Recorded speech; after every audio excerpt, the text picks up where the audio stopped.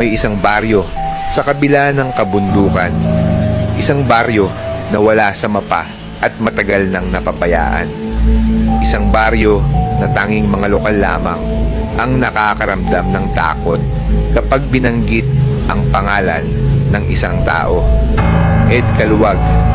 Si Ed, sa unang tingin, ay isang simpleng batang lalaki na lumaki sa isang baryo na punong-puno ng mga kwento ng kababalaghan. Siya'y lumaki sa isang tahanan ng mga abogadong may malasakit sa kanilang pamumuhay. Pero ang tunay na lihim ng kanyang pamilya ay isang bagay na hindi kayang ipaliwanag ng kahit sinong saksi.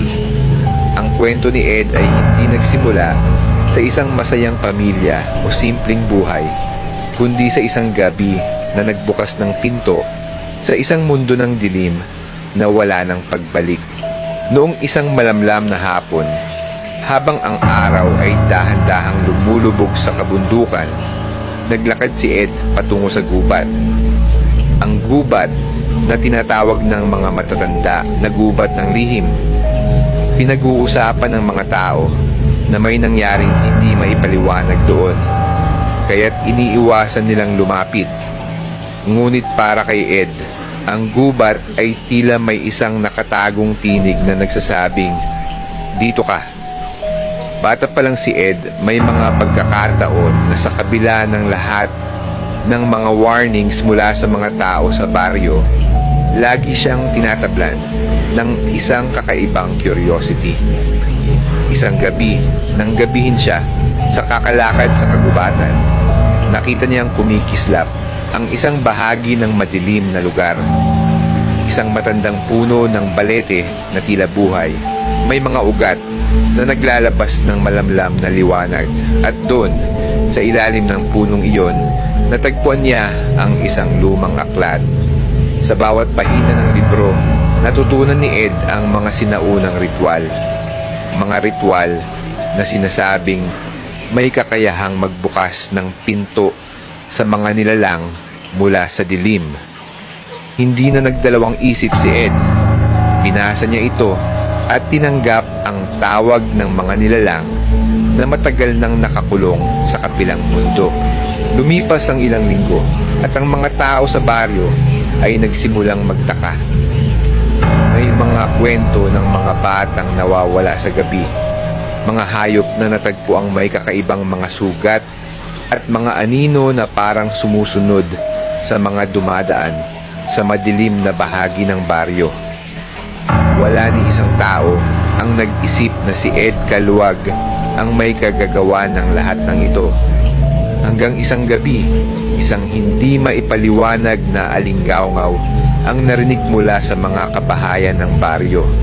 Ang tunog ng mga alinggaungaw ng mga nawawalang kaluluwa.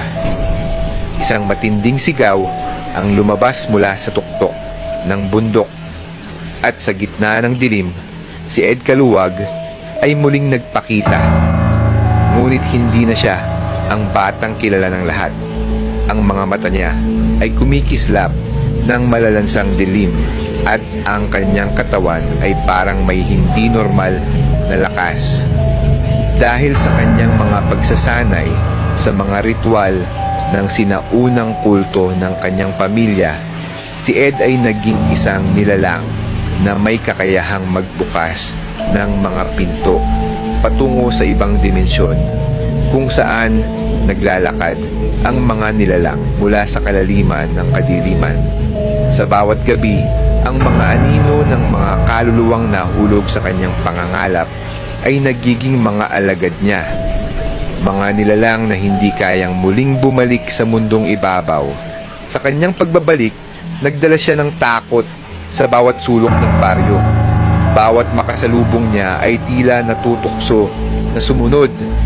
Ngunit sa bawat hakbang nila, nagiging mas malakas ang pagkakontrol ni Ed sa kanilang kaluluwa.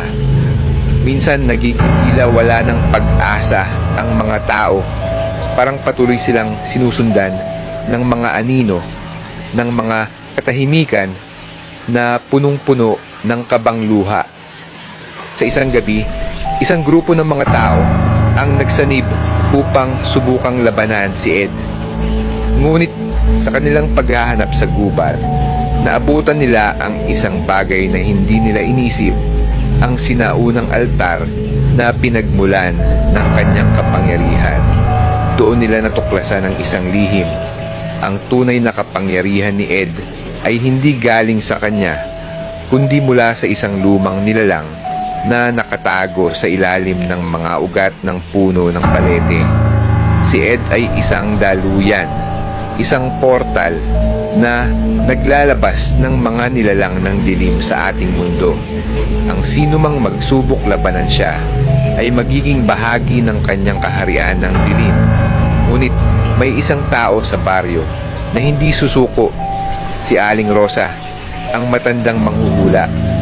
Sa kanyang mga huling hula, natuklasan niya ang tanging paraan para maputol ang ugnayan ni Ed sa mga nilalang ng dilim. Kailangan nilang sunugin ang aklat na nagbigay kay Ed ng kapangyarihan.